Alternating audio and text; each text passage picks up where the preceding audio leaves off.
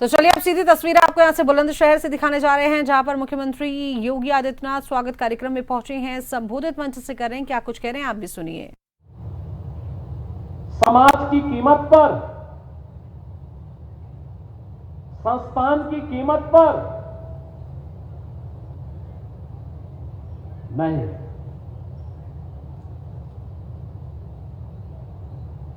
नागरिक कर्तव्य वह होता है जहां पर एक छात्र अनुशासित रहते हुए अपनी शिक्षा अर्जित कर रहा है।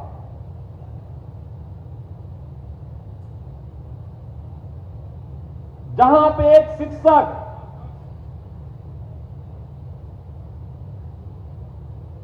नियमित रूप से अपने छात्र को अनुशासित और संस्कारित रहते हुए उसके पाठ्यक्रम को ससमय पूरा करता है, तो मान करके चलिए कि वह राष्ट्र के प्रति अपने उत्तरदायित्वों का निर्वहन कर रहा है। यही सच्ची राष्ट्रभक्ति एक शिक्षक के लिए है, केवल नारेबाजी करना नहीं।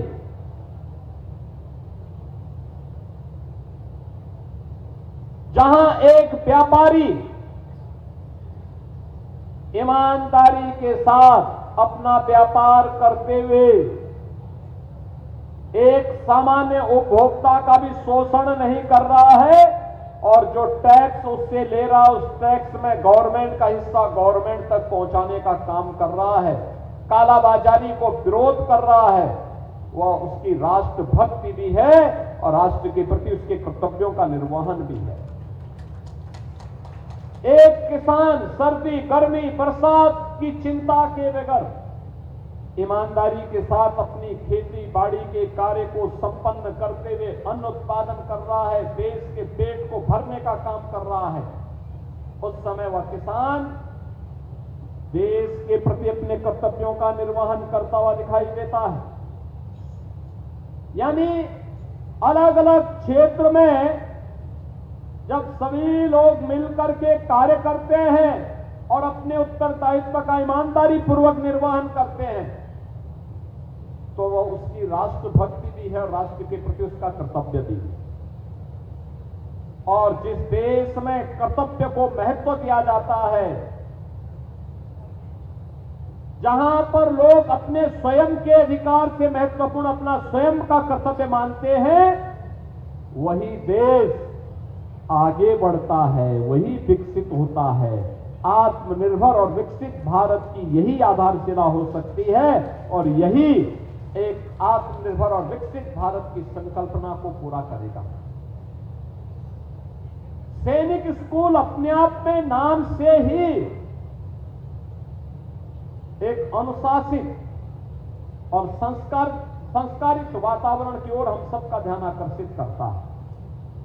अनुशासित और संस्कारित वातावरण। आप मुझे बताइए, अगर सैनिक के मन में अपने राष्ट्र के प्रति भाव न हो तब तो गड़बड़ हो जाएगी। हर सैनिक के लिए देश प्रथम होता है, नेशन फर्स्ट।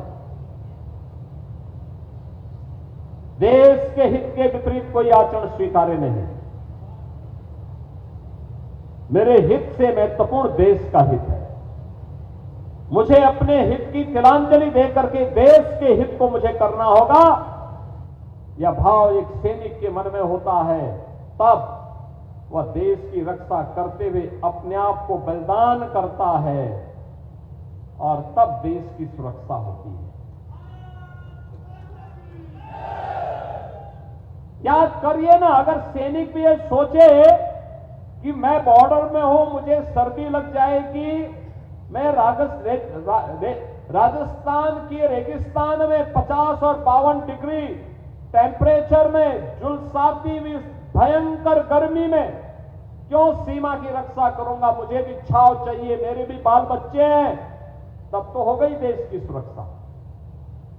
लेकिन नहीं,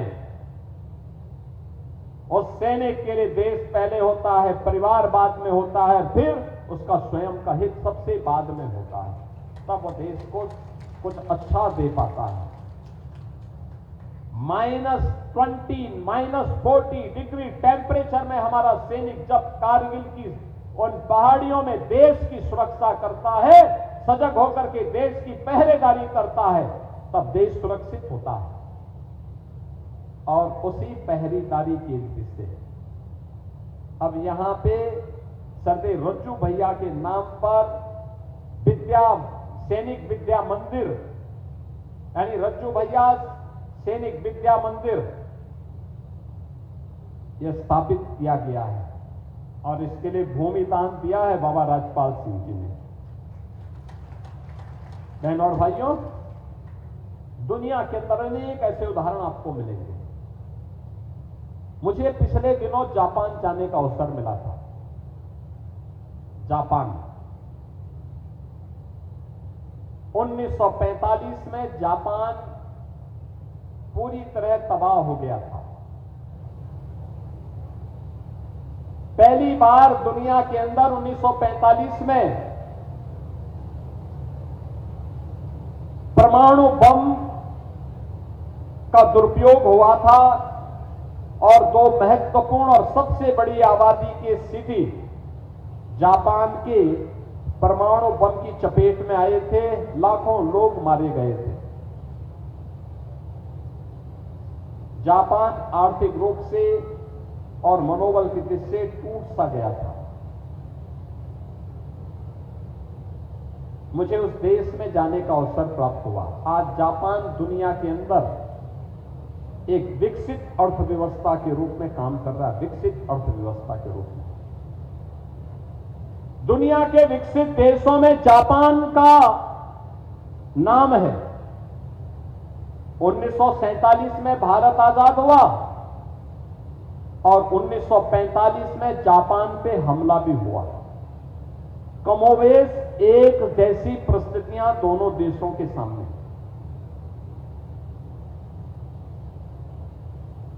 भारत ने जो प्रगति की है, आज जो प्रगति दिखाई देती है, पिछले 12 वर्ष में प्रधानमंत्री मोदी जी के नेतृत्व में जो प्रगति की है वो अभिनंदनीय है। भारत आज दुनिया की चौथी बड़ी अर्थव्यवस्था बन चुका है। लेकिन जापान ने एटम बम के प्रहार के बावजूद कभी रुका नहीं, कभी टिका नहीं, कभी झुका नहीं, कभी थका नहीं। वह कैसे? मैं जापान को देखने और समझने के लिए गया था। उनकी टेक्नोलॉजी को भी देखने के लिए मैं गया था और मुझे गजब का अनुशासन देखने को मिला। गजब का अनुशासन। सेल्फ डिसिप्लिन क्या होता है